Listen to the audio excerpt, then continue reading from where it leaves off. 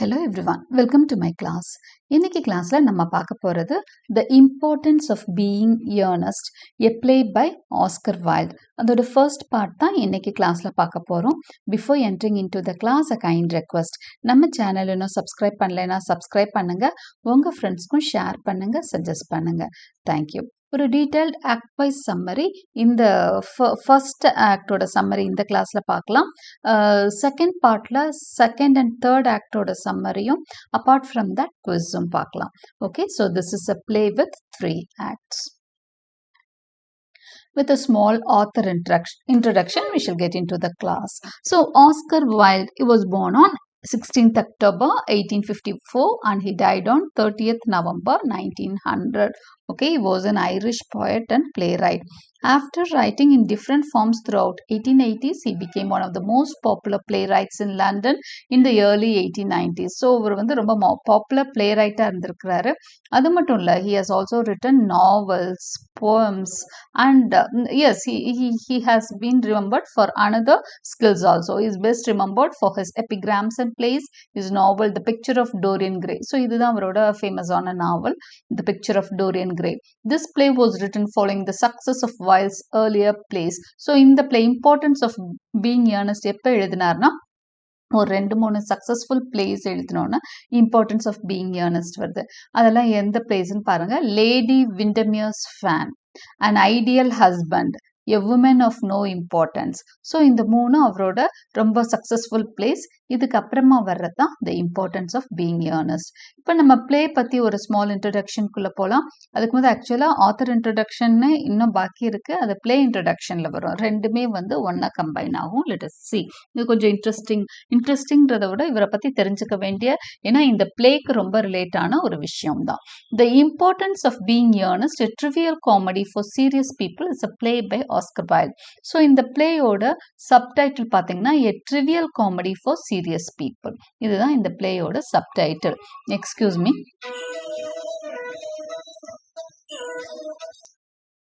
Sorry for the interruption. So the play's subtitle is A Trivial Comedy for Serious People. First performed on 14th February 1895. அன்னைக்கு தான் இது வந்து first வந்து perform பண்ணப்பட்டது. எங்க அப்படின்னா சென்ட் ஜேம்ஸஸ் தியேட்டர் இன் லண்டன். இது வந்து ஒரு ஃபார்சிக்கல் காமெடி. ஃபார்சிக்கல் காமெடினா கொஞ்சம் லோ கைண்ட் ஆஃப் காமெடின்னு அர்த்தம். Working within the social conventions of late Victorian London, the play's major themes are the triviality with which it treats institutions as serious as marriage and religion. இது வந்து late Victorian லண்டன்ல தான் atmosphere set ஆயிருக்கு. Victorian age, அந்த late Victorian age தான், towards the beginning of the 20th century. அதுதான் வந்து period. அடுத்து தீம், பிளேயோட தீம் அப்படின்னா இட் இஸ் மாக்கிங். எதெல்லாம் மாக் பண்ணுதுன்னா institutions such as religion and marriage. நிறைய சீரியஸான விஷயங்கள், அதை எல்லாமே கிண்டல் அடிக்கிற மாதிரி தான் இந்த பிளே வந்து பிளேயோட தீம் வந்து செட் பண்ணியிருக்காரு. The successful opening night mark the climax of Wilde's career but also heralded is downfall. இந்த ஓப்பனிங் நைட் பார்த்தீங்கன்னா இந்த பிளே வந்து ஓப்பன் ஆச்சு இல்லையா, அது வந்து ரொம்ப சக்ஸஸ்ஃபுல் ஓப்பனிங். ஏன்னா சரியான கூட்டம் அந்த தியேட்டருக்கு. ஆனால் அதே நாள் தான் இவரோட டவுன்ஃபாலும் ஆரம்பிக்குது அப்படின்னு சொல்கிறாங்க. ஸோ அதனால தான் நான் சொன்னேன் இந்த பிளே வந்து ரொம்ப முக்கியமான ஒரு ரோல் எடுத்துக்குது இவரோட லைஃப்லயே. ஏன்னா the Marquess of Queensberry, whose son Lord Alfred Douglas was Wilde's lover, planned to present the writer with a bouquet of rotten vegetables and disrupt the show. இவருக்கு ஒரு பிரச்சனை, நம்ம ஆத்தருக்கு. ஆஸ்கர் வைல்ட் வந்து ஒரு ஹோமோசெக்சுவல். ஸோ அவருக்கு வந்து அவரோட lower யாரு அப்படின்னு பார்த்தீங்கன்னா டக்லஸ் அப்படின்னு ஆல்ஃப்ரெட் டக்லஸ்னு ஒருத்தர். இவங்களோட ரிலேஷன்ஷிப் தெரிஞ்ச மார்க்கஸ் ஆஃப் குவீன்ஸ்பரின்னு லார்ட் ஆல்ஃப்ரெட் ரொம்ப பணக்கார வீட்டு பையன். அவரோட அப்பா என்ன பண்றாருன்னா இவரை அசிங்கப்படுத்தணும்னு நினைச்சிருக்கிறாரு. ஸோ அவருக்கு வந்து ஒரு ரைட்டர் தானே, உனக்கு பொக்கே கொடுக்குறேன், பட் ராட்டன் வெஜிடபிள்ஸ்ல ஆன பொக்கே அப்படின்னு சொல்லிட்டு அவர் அன்னைக்கு தியேட்டர்ல வெயிட் பண்றாரு. ஸோ அந்த மாதிரி பிரச்சனை வந்து ரொம்ப பெருசாகி என்ன ஆயிடுதுன்னா அந்த சண்டை எந்த அளவுக்கு போகுதுன்னா சியூ பண்ணிடுறாரு. ஆஸ்கர் வைல்டு வந்து இவர் மார்க்கஸ் குவீன்ஸ்பரிய வந்து என்ன பண்ணிடுறாரு அப்படின்னு சொன்னா கோர்ட்டில் சியூ பண்ணிடுறாரு. த proceedings provided enough evidence for his arrest. ஆனால் எல்லாம் பேக் ஃபயர் ஆயிடுச்சு. இவர் தான் சியூ பண்ணுறாரு. கடைசியில் பார்த்தீங்கன்னா இவங்களோட விஷயம் எல்லாம் உலகத்துக்கு தெரிஞ்சிருச்சு. அது வரைக்கும் அவரோட இந்த தவறுகள் வந்து அவரோட சர்க்கிளே தெரிஞ்ச அந்த விஷயம் வந்து it now came to the public. Trial and conviction on charges of gross indecency. ரொம்ப மோசமான பிஹேவியருக்காக அவருக்கான பனிஷ்மெண்ட் கொடுக்கப்பட்டது. Oscar Wilde was punished after this drama. Wilde's homosexuality was reveal to the Victorian public. So இந்த play மூலமாக தான், இந்த பிளேனாலன்னு சொல்றதை விட இந்த பிளேயோட சக்சஸை வந்து தாங்கிக்க முடியாம தான் ஒருவேளை மார்க்கஸ் ஆஃப் குவீன்ஸ்பெரி அப்படி பண்ணாதான் தெரியல.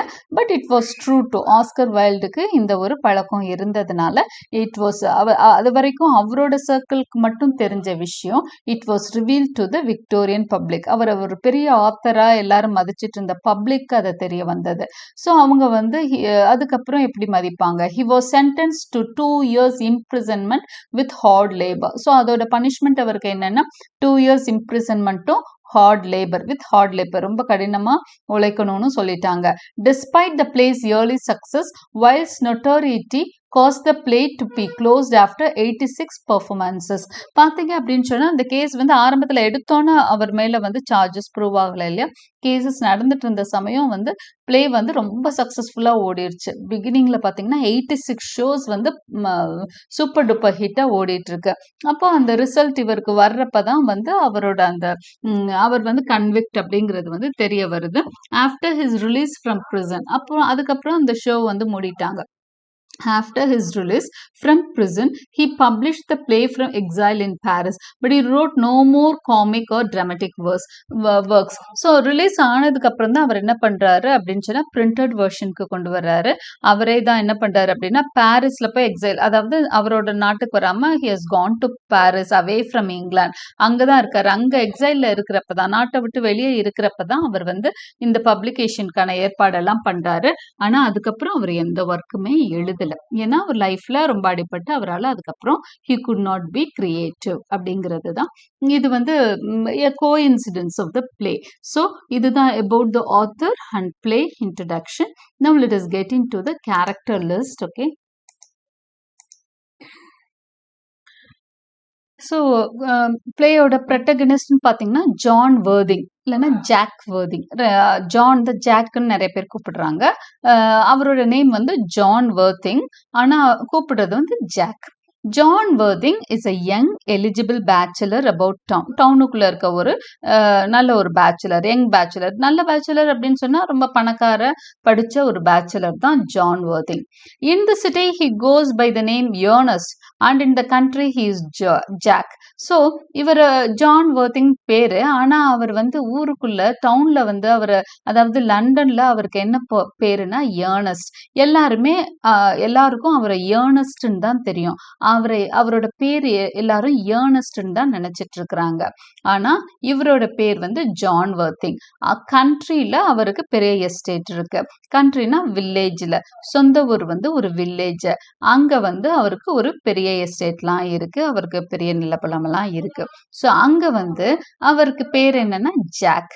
ஓகே. ஸோ அங்கே வந்து நாட்டாம local magistrate of the county with responsibilities, நிறைய பொறுப்புகளோடு இருக்கக்கூடிய ஒரு ஆளாக தான் கவுண்டியில் இருக்கிறாரு. His family pedigree is a mystery. அவரோட ஃபேமிலி கதையெல்லாம் வந்து ஒரு மர்மமான விஷயம்தான். But seriousness and sincerity are evident. ஆனால் ரொம்ப சீரியஸான சின்சியரான ஒரு ஆளு தான் நம்ம protagonist. He proposes to the Honorable Gwendolyn Fairfax, and though leading a double life, eventually demonstrates his conformity to the Victorian moral and social standards. இவர் வந்து யாரை லவ் பண்றாரு அப்படின்னு சொன்னா குவெண்டலான் ஃபேர்ஃபாக்ஸ் அப்படின்னு சொல்லிட்டு ஒரு கேர்ள். அவங்க வந்து இந்த அரிஸ்டோக்ராட்டிக் ஃபேமிலியை சேர்ந்தவங்க. லண்டன்ல இருக்கக்கூடிய ஒரு பெரிய அரிஸ்டோக்ராட்டிக் ஃபேமிலியை சேர்ந்தவங்க தான் குவெண்டலன் ஃபேர்ஃபாக்ஸ். ஃபேர்ஃபேக்ஸ். ஸோ இவர் என்ன பண்றாரு அப்படின்னு சொன்னா he is in love with that girl. அவளுக்கு வந்து ப்ரப்போஸ் பண்ணியிருக்கிறாரு. ஆனா இவர் எப்படிப்பட்ட கேரக்டர் அப்படின்னா இவருக்கு பிடிக்குதோ பிடிக்கலையோ இந்த விக்டோரியன் சொசைட்டிக்கு ஏத்த மாதிரி சிட்டில வாழ்ந்துட்டு இருக்கிறாரு. So this is about John Worthing or Jack Worthing, அவர் protagonist. அடுத்த கேரக்டர் பாருங்க, அல்கெர்னான் மான்க்ரீஃப். அல்கெர்னான் மான்க்ரீஃப். ஓகே, ஸோ அல்கெர்னான் இல்லைன்னா ஆல்கி அப்படின்னு கூப்பிடுறாங்க. எப்படி ஜானை ஜாக்குன்னு கூப்பிடுறாங்களோ அது மாதிரி அல்கெர்னான ஆல்கி அப்படின்னு கூப்பிடுறாங்க. Algernon is a language poser of the leisure class. அதாவது ஒரு மாதிரி ரொம்பவே டயர்டு நடிக்கிறாரு. அவரும் அந்த அரிஸ்டோக்ராட்டிக் கிளாஸை சேர்ந்தவர் தான் Algernon. Is bored by conventions and looking for excitement. அவனுக்கு வந்து அப்படியே ஒரு ரெகுலர் மெக்கானிக்கலான ஒரு பணக்கார லைஃப் தான் அல்கெர்னான் லீட் பண்ணிட்டு இருக்கான். அவனுக்கு ஏதோ ஒரு எக்ஸைட்மெண்ட் தேவைப்படுது. ஓகே, ஏதாவது வித்தியாசமா பண்ணணும்லாம் நினைச்சிட்டு இருக்கான். He too leads a double life. இவனும் ஒரு டபுள் லைஃப் தான் லீட் பண்றான். அப்பப்ப என்ன பண்ணுவான் அப்படின்னு சொன்னா, அவன் இருக்கிறதோ எங்க இருக்கான், சிட்டில இருக்கான். ஆனா இவன் என்ன பண்றான் அப்படின்னு சொன்னா, ஹீ கிரியேட்ஸ் ஒரு இமேஜினரி கிரியேட் பண்ணிக்குவான். ஒரு கேரக்டரை கிரியேட், பன்பரின்னு சொல்லிட்டு ஒரு ஃப்ரெண்ட் இருக்கான், அவனை போய் பார்க்க போறேன், அவனுக்கு ரொம்பவே முடியாம இருக்கான்னு சொல்லிட்டு அடிக்கடி அங்க ரிலேஷன்ஸ்ல இருந்து தப்பிச்சு எஸ்கேப் ஆகி கண்ட்ரி பக்கம் போயிடுவான். Okay, he too leads a double life. Jack என்ன பண்றான், கண்ட்ரியில இருக்கான். நம்ம ரெண்டு ஹீரோஸும் பாருங்க, ஜாக் வந்து he lives in a country but he comes to the city often. இவன் வந்து சிட்டியில இருக்கான் பட் ஃபார் எக்ஸைட்மெண்ட் அவன் என்ன பண்றான் அப்படின்னு சொன்னா கண்ட்ரிக்கு போயிடுறான். He too leads a double life, being Algernon in the city and Ernest in the country. கண்ட்ரிக்கு போனா தன்னோட பேரை ஏர்னஸ்ட்னு மாத்திக்கிறான். இப்போ ஜாக்குக்கும் இவனுக்கும் இருக்க ஒற்றுமையை பாருங்க. ஜாக் வந்து கண்ட்ரியில இருக்கிறப்ப ஜாக்குன்னு சொல்றாங்க, சிட்டியில அவனை எல்லாரும் ஏர்னஸ்ட்னு சொல்றாங்க. இப்போ அல்கெர்னான் மான்க்ரீஃபை எல்லாரும் சிட்டியில வந்து அல்கெர்னான் சொல்றாங்க, கண்ட்ரி வில்லேஜுக்கு போனா அவன் தன்னோட பேரை ஏர்னஸ்ட்னு வச்சுக்கிறான். Algernon, unlike Jack, is not serious and is generally out for his own gratification. இவன் வந்து அந்த அளவு சீரியஸ் சின்சியர்லாம் கிடையாது அல்கெர்னான். ஓகே, ரொம்ப தன்னை திருப்திப்படுத்தினா போதும் அப்படிங்கிற மாதிரி ஒரு கேரக்டர் தான். He falls in love and proposes to Jack's ward Cecily while posing at Jack's wicked younger brother Ernest. இவன் என்ன பண்றான் அப்படின்னு சொன்னா, இவனோட லவர் பேர் வந்து செசிலி. செசிலி யாரு அப்படின்னா ஜாக்கோட வார்டு. ஜாக்குக்கு வந்து ஆக்சுவலா அம்மா அப்பா கிடையாது. மேபி ஹி இஸ் நாட், அவனோட கதை வந்து கொஞ்சம் வித்தியாசமான கதை. அவன் ஒரு ஆர்ஃபன். ஜாக் வந்து ஒரு ஆர்ஃபன். ஓகே, ஒரு ஹேண்ட்பேக்ல தான் அவனை கண்டெடுத்ததா சொல்லுவாங்க. ஸோ ஜாக்கோட அது கண்டெடுத்து வளர்த்தாரு இல்லையா, அடாப்டட் ஃபாதரோட பொண்ணு தான் செசிலி. ஓகே, ஸோ செசிலி வந்து இப்போ அவங்க அப்பா இறந்துட்டாரு, அடாப்டட் ஃபாதர் இறந்துட்டாரு. ஜாக் தான் செசிலிய பார்த்துக்கிட்டு டேக் கேர் பண்ணிட்டு வராரு. ஓகே, ஸோ இதுதான் ஜாக்குக்கும் செசிலிக்கும் உள்ள ரிலேஷன்ஷிப். இப்போ இந்த செசிலிய மேலதான் காதல் வயப்பட்டிருக்கிறாரு அல்கெர்னான். ஓகே, இந்த சிட்டியில இருக்க அல்கெர்னான் செசிலியா பார்க்க எங்க போவாரு, கண்ட்ரிக்கு போவாரு ஏர்னஸ்ட்ன்ற பேரோட. Okay, Lady Bracknell. Lady Bracknell is Algernon's aunt trying to find a suitable wife for him. இப்போ அல்கெர்னான் நம்ம பார்த்தோம் இல்லையா, செகண்ட் ப்ரோட்டகனிஸ்ட் பார்த்தோம் இல்லையா, அவரோட ஆன்டி தான் வந்து Lady Bracknell, maternal aunty. A strongly opinionated matriarch, dowager and tyrant. She believes wealth is more important than breeding and bullies everyone in her path. So இவ எப்படிப்பட்ட கேரக்டர் அப்படின்னா, ஒரு ஒரு ரொம்பவே டாமினேட்டிங் ஒரு லேடி. அதனாலதான் மேட்ரியார்க் அப்படின்னு சொல்றாங்க. டோவேஜர், நிறைய பணத்தை பத்தி அதிகமா பேசக்கூடியவங்க. அடுத்து ஒரு டைரண்ட் மாதிரி, ரொம்ப நான் சொல்றதுதான்ற மாதிரி ரொம்ப ஒரு ஒரு இந்த டிக்டேட்டர் இது இருக்கு, கேரக்டரிஸ்டிக்ஸ் இருக்குது இந்த லேடிக்கு. Okay, Lady Bracknell. ஓகே, இவங்க வந்து யார் அப்படின்னா அல்கெர்னானோட ஆண்ட். ஓகே, இவங்களோட டாட்டர் தான் குவெண்டலன். குவெண்டலனை தான் ஜாக் வந்து லவ் பண்ணிட்டு இருக்கிறாரு. ஓகே, ஆனா இந்த மேரேஜ் எல்லாம் அவங்க என்ன பண்றாங்க அப்படின்னு சொன்னா தடுக்கிறாங்க, அதெல்லாம் அக்செப்ட் பண்ண மாட்டாங்க. Okay, Gwendolen Fairfax. இப்போ ஹீரோயின் பத்தி தெரிஞ்சுக்கலாம். Gwendolen is Lady Bracknell's daughter. So இப்போ பார்த்த லேடி பிராக்னலோட டாட்டர் தான் Gwendolen Fairfax. She is the object of Jack's romantic attention. So நம்ம ஹீரோ இருக்கார் இல்லையா, ஜாக் இருக்கார்ல, ஜாக் வர்திங், அவரோட லவ்வர் தான் Gwendolen Fairfax. Okay, though she returns is love, Gwendolen appears self-centered and flighty.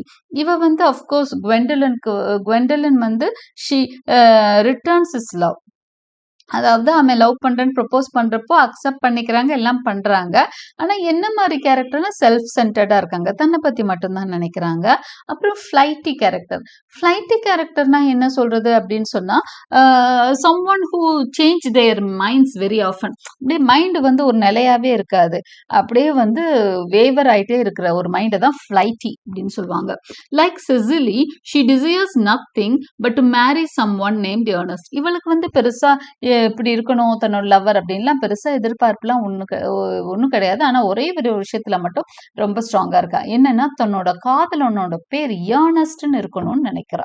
Okay, she wanted to marry someone named Ernest. அதுதான் எல்லா பெண்களும் வந்து தனக்கு வரப்போற கணவன் எப்படி இருக்கணும் அப்படி இருக்கணும்னு நினைச்சா, இவங்களோட டிமாண்ட் என்ன தெரியுமா, அவனோட பேரு ஏர்னஸ்டா இருக்கணும் அப்படின்னு சொல்லி நினைக்கிறாங்க.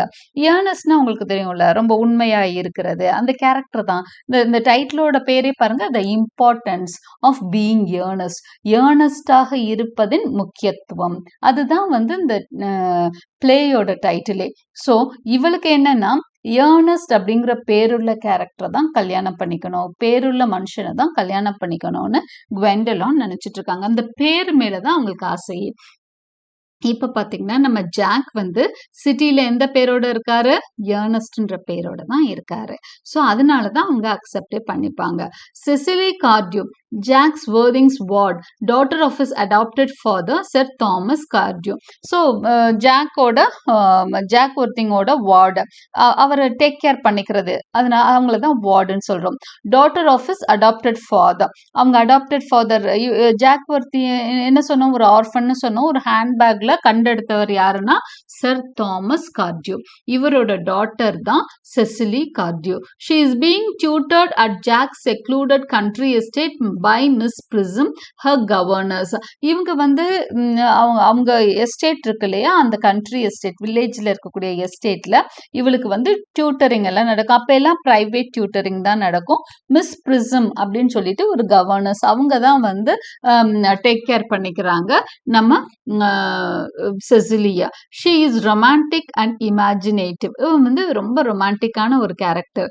எப்படிப்பட்ட ஒரு ரொமான்டிக், கற்பனை திறன் அதிகம் உண்டு. ஒரு அஜித் மூவில கூட இந்த மாதிரி ஒரு கேரக்டர் பார்ப்போம். எப்படின்னா, she is feeling the repression of Prism's rules. A silly and naive girl, she declares that she wants to meet a wicked man. எப்படின்னா, ஒரு கெட்டவனை பார்த்துட்டு அவங்க என்ன பண்ணணும் அப்படின்னா, அவனை கல்யாணம் பண்ணி அவனை திருத்தணும் அப்படின்னு நினைப்பாங்க செசிலி கார்டியூ. ஓகே, ஸோ அந்த மாதிரி ஒரு கேரக்டர் ரொம்ப ரொமான்டிக், அவங்களா கற்பனை பண்ணிக்குவாங்க.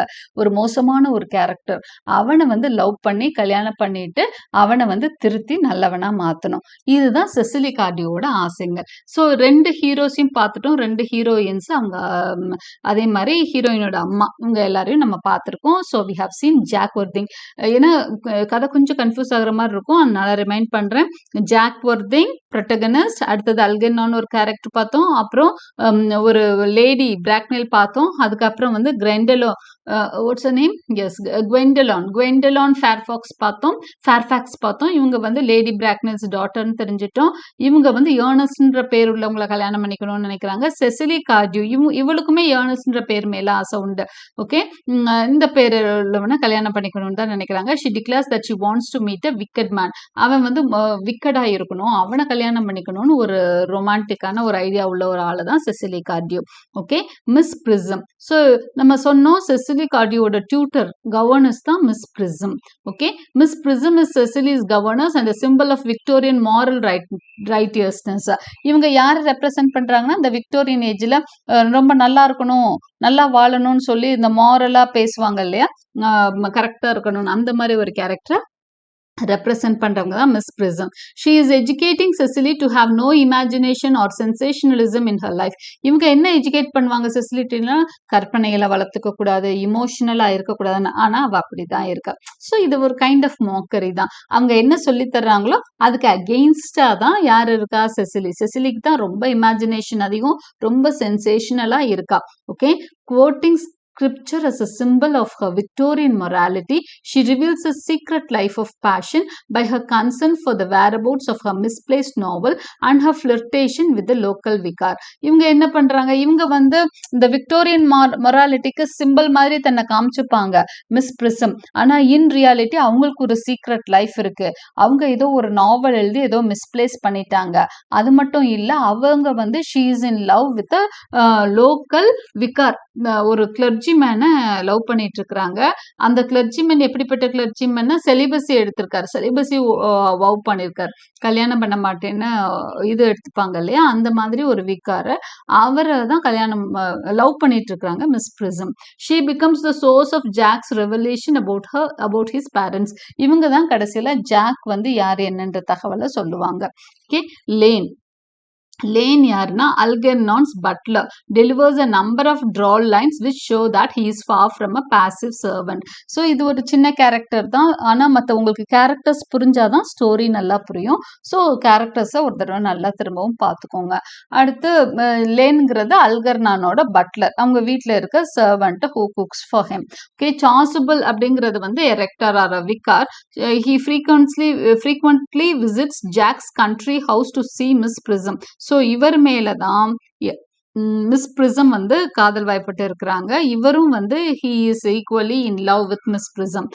அவர் செலிபஸி ஓத் எடுத்தா கூட அவர் என்ன பண்றாருன்னா அடிக்கடி அவங்க வீட்டுக்கு வந்து அந்த கண்ட்ரி எஸ்டேட்டுக்கு வந்து மிஸ் பிரிசமை பார்க்க வர்றாரு. ஸோ இந்த இடத்துல எல்லாம் ரிலிஜனை மார்க் பண்ணிட்டு இருக்கிறாரு Oscar wild.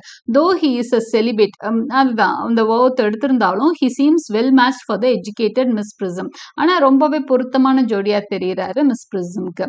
Like Miss Prism, he is a source of Victorian moral judgments, but under the surface he appears to be an old lecher. வெளியே பார்க்க ரொம்ப மாரல் ஜட்ஜ்மெண்ட்ஸ் எப்படி மிஸ் பிரிசம் பேசுறாங்களோ அதே மாதிரி தான் இவரும் பேசிட்டு இருப்பார்.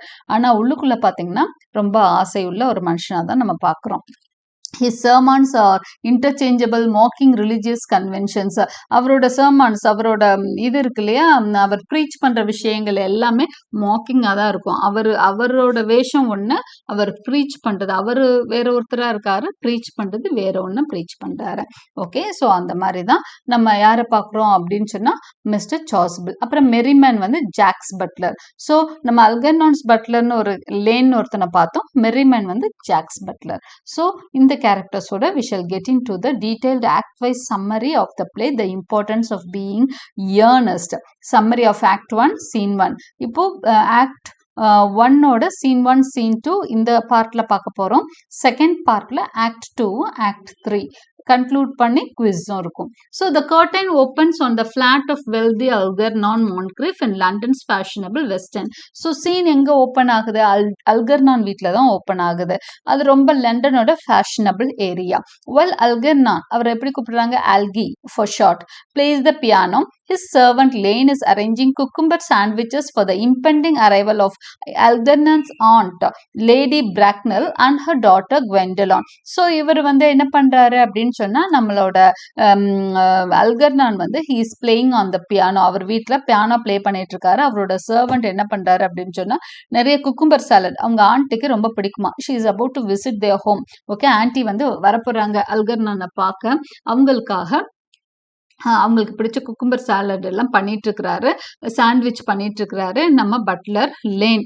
ஓகே, ஸோ அப்போ they are about to visit. ஆனால் அவங்க வர்றதுக்குள்ள இன்னொருத்தர், அவருக்கு தெரிஞ்ச இன்னொருத்தர் அங்கே வர்றாரு. யாருன்னா மிஸ்டர் ஜாக். நம்ம ஃபர்ஸ்ட் ப்ரொட்டகனிஸ்டா பார்த்தோம் இல்லையா, மிஸ்டர் ஜாக் அங்கே வந்துடுறாரு. Mr Jack Worthing, a friend of Moncrieff's and known to him as Ernest. மான்க்ரிஃப்க்கு அவர் எப்படி தெரியும்னா ஏர்னஸ்ட் அப்படின்ற பேர்ல தான் தெரியும். அவர் அங்கே வர்றாரு. He arrives first. அப்போ அவங்க வர்றதுக்கு முதல் இவர் வந்துடுறாரு. Jack announces that he plans to propose marriage to Gwendolen, but Algernon claims that he has excuse me, that he will not consent to their marriage until Jack explains why he is known as Ernest and why he has a cigarette case with a questionable inscription from a mysterious lady. So Jack வந்து என்ன announce பண்றாரு அப்படின்னு சொன்னா, இங்க பாருங்க, நீங்க குவெண்டலன் இங்க வரப்போறாங்க. Okay, எனக்கு வந்து ஒரு ஐடியா இருக்கு. I have a idea to propose her. நான் வந்து குவெண்டலோன் அவங்க அம்மாவோட வர்றாங்க. நான் குவெண்டலோனுக்கு ப்ரப்போஸ் பண்ணலான்னு ஐடியால இருக்கேன். அப்போ நீங்க என்ன பண்ணணும் அப்படின்னா எனக்கு ஹெல்ப் பண்ணணும்னு சொல்லிட்டு வர்றான். அப்போ வந்து அல்கர்னான் என்ன சொல்றாரு அப்படின்னு சொன்னா, நான் உங்க கல்யாணத்துக்கு சம்மதிக்கணும்னா உங்களுக்கு ஏன் ஏர்னஸ்ட்னு பேருன்னு சொல்லுங்க. அதே மாதிரி உங்க சிகரெட் கேஸ்ல ஒரு ஒரு மர்மமான ஒரு இன்ஸ்கிரிப்ஷன் இருக்கு, அதை பத்தியும் எனக்கு சொல்லுங்கன்னு ஏதோ கேட்டுட்டு இருக்கிறாரு. அப்போ அவருக்கு ஏதோ ஒரு டவுட் ஜாக் மேல, அதை கேட்கிறாரு. அப்ப ஜாக் வந்து கதையை சொல்றாரு. Jack claims that he has made up the character of Ernest because it gives him an excuse to visit the city. அப்பதான் ஜாக் சொல்றாரு, இங்க பாருங்க, என் பேர் வந்து ஏர்னஸ்ட் கிடையாது, என் பேர் ஜாக். நான் வந்து ஏர்னஸ்ட்ன்ற பேரு சிட்டிக்கு வர்றதுக்காக தான் வச்சுக்கிட்டேன் அப்படின்னு சொல்றாரு. இந்த country however he is known as Jack Worthing Squire with a troubled brother named Ernest. ஆனா வில்லேஜ்ல எப்படி தெரியுங்களா, வில்லேஜ்ல வந்து என் பேரு ஜாக் வர்திங், ஏர்னஸ்ட்ங்கிறது நான் ஒரு கிரியேட்டிவா ஒரு பிரதரை கிரியேட் பண்ணி வச்சிருக்கிறேன், அவன் பேரு தான் ஏர்னஸ்ட் அப்படின்னு சொல்லி.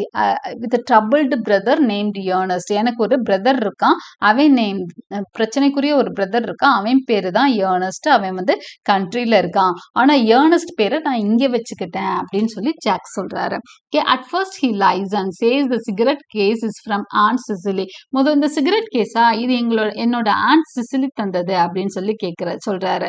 அல்கர்னான் calls him bluff. அல்கர்னான் இல்ல நீ போய் சொல்ற, உண்மையை சொல்லுன்னு கேட்டோன்னா, and Jack confesses that he was adopted by Mr. Thomas Cadrew when he was a baby and that he is a guardian to Cardew's daughter Cecily who lives on his country estate with her governess Miss Prism. அப்புறம் தான் இவர் பொய்யெல்லாம் சொல்ல try பண்றான் jack. அல்கர்னானை வந்து தசை திருப்புறதுக்காக பொய் சொல்றான். இதுவா இந்த இன்ஸ்கிரிப்ஷன்ல எழுதிருக்கிறது என்னோட ஆண்ட் செசிலி அப்படின்னு சொல்லணும்னா, இல்ல உண்மையை சொல்லு, நீ நிறைய பொய் சொல்றேன்னு. இப்ப ஜாக் வந்து உண்மையை சொல்றான். ஆக்சுவலா நான் வந்து ஒரு அடாப்டட் ஆர்ஃபனை என்ன காப்பாத்தினவர், என்ன தூக்கி வளர்த்தவர் பேரு Thomas, watts his name, Thomas Cardew. அவரோட டாட்டர் தான் வந்து Cecily. Okay, his daughter is Cecily. அவங்கள தான் நான் என்ன பண்றேன், அவங்க தான் என்னோட வார்டு. அவங்க வந்து வில்லேஜ்ல இருக்காங்க, அவங்கள ஒரு டியூட்டர் வச்சு நான் பார்த்துட்டு இருக்கேன் அப்படின்னு சொல்றான். அப்புறம் இந்த உண்மையெல்லாம் நிறைய உண்மைகளை வந்து இப்பதான் வந்து ஜாக் வந்து யார்கிட்ட சொல்றான், அல்கர்னான்ட்ட சொல்றான். Similarly Algernon confesses that he has invented an imaginary invalid from named பன்பரி.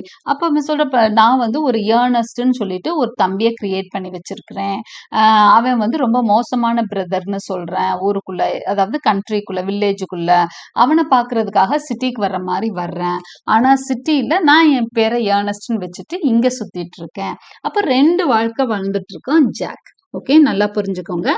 Jack is the protagonist. He is Jack Worthing or John Worthing in the கண்ட்ரில அவன் பேரு ஜான் வர்த்திங்.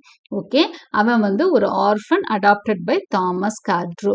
அவரோட தாமஸ் கார்ட்ரூவோட டாட்டர் இப்ப இவரோட ஜாக் வந்து பார்த்துட்டு கவனிச்சுட்டு வந்துட்டு இருக்கிறாரு கண்ட்ரியில.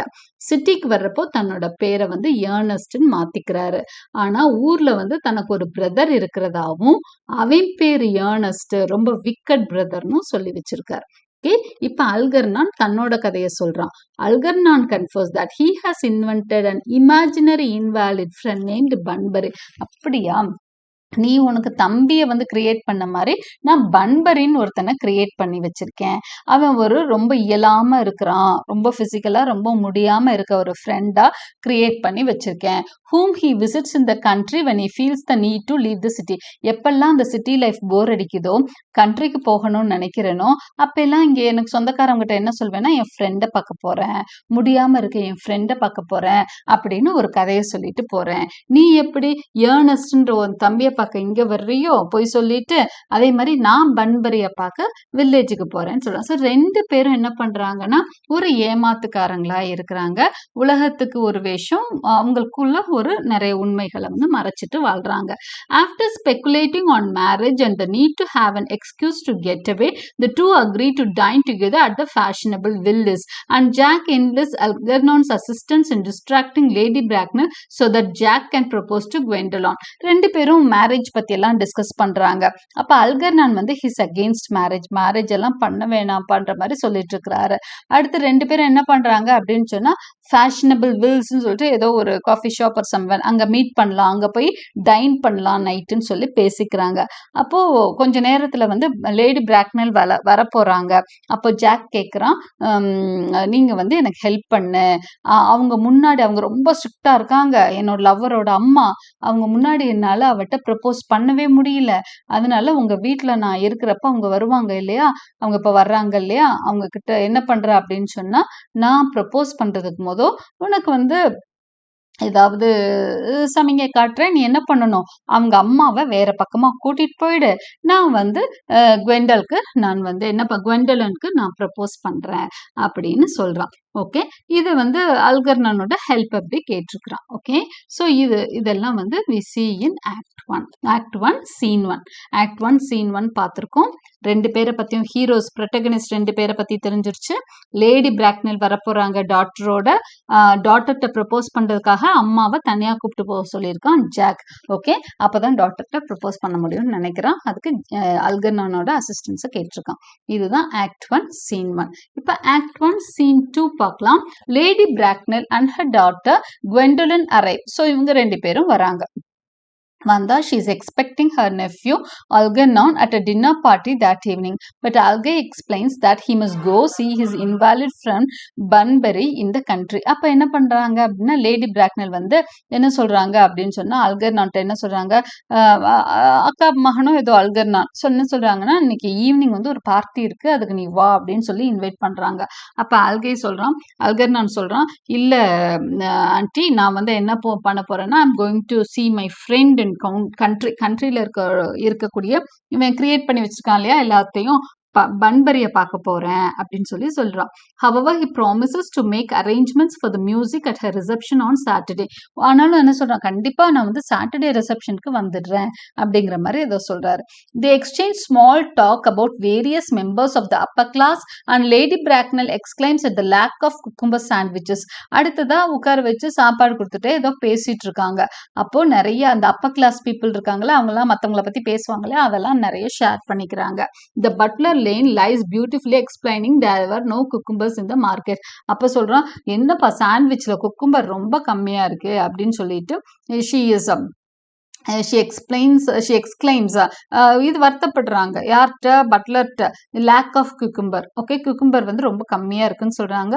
உடனே அவன் சமாளிக்கிறான், இன்னைக்கு மார்க்கெட்ல குக்கும்பரே வரலாமா அப்படின்னு சொல்லிட்டு அவன் குக்கும்பர்னா இன்னும் வெள்ளரி பிஞ்சு இல்லையா, வெள்ளரி பிஞ்சே இல்லை அப்படின்னு சொல்லி அவன் சமாளிச்சுட்டு இருக்கான். எல்லாரும் பொய் சொல்லிட்டே தான் இருக்கிறாங்க அப்படிங்கிறத பாக்குறோம். In an effort to leave Jack alone with Gwendolen, Algernon takes Lady Bracknell into another room. அப்ப வந்து ஞாபகம் வந்துடுது, ஜாக் வந்து ப்ரப்போஸ் பண்ணணுமே அப்படின்னு நினைச்சிட்டு அல்கர்னான் பெரியமா தான் அவனுக்கு. Okay, he is taking his auntie to the next room, another roomக்கு கூப்பிட்டு போறான். to discuss music. உங்ககிட்ட வாங்களே, உங்களுக்கு ஏதோ மியூசிக் பத்தி டிஸ்கஸ் பண்ணுவோம், இங்க இந்த மியூசிக் இருக்கு, மியூசிக் ரூம் ஆர் சம்திங் அங்க ஏதோ வச்சிருக்கேன்னு சொல்லி கூப்பிட்டு போறான். Meanwhile, Jack proposes to Gwendolen. அந்த டைம்ல ஜாக் வந்து இந்த ஆப்பர்ச்சுனிட்டியை பயன்படுத்தி குவெண்டோலனுக்கு ப்ரப்போஸ் பண்ணியாச்சு. Unfortunately, she explains that her ideal is to marry someone named Ernest and that Jack has no music or vibration to it. அப்ப என்ன சொல்றான்னா, அவ என்ன சொல்றா அப்படின்னா, நான் ஏர்னஸ்ட்னு பேர் இருக்கிறவனை தான் கல்யாணம் பண்ணணும்னு நினைச்சேன், அதனாலதான் உங்க ப்ரப்போசலை ஏத்துக்கிறேன்ற மாதிரி சொல்றான். ஓகே, ஜாக்குக்கு அப்படியே ஷாக் ஆயிடுது. ஏன்னா அவன் பேர் ஏர்னஸ்டே கிடையாது. ஆனா அவளோட தீர்மானம் என்னவா இருக்கு, ஏர்னஸ்ட்ன்ற பேர் உள்ளவனை தான் கல்யாணம் பண்ணிக்க போறேன், பண்ணணும்னு நினைச்சேன், அதனால நான் வந்து உன் ப்ரப்போசலை ஏத்துக்கிறேன்ற மாதிரி சொல்றான். Okay, so nevertheless, she accepts his proposal and Jack decides to arrange a private christening so that he can become Ernest. இது என்னடா வம்பா இருக்கு, என் பேருக்காக என்ன கல்யாணம் பண்ணிக்கிறாங்களா, அப்படின்னா என் பேர் ஏர்னஸ்டே இல்லையே, இப்ப நான் என்ன பண்றது அப்படின்னு யோசிக்கிறான் ஜாக்.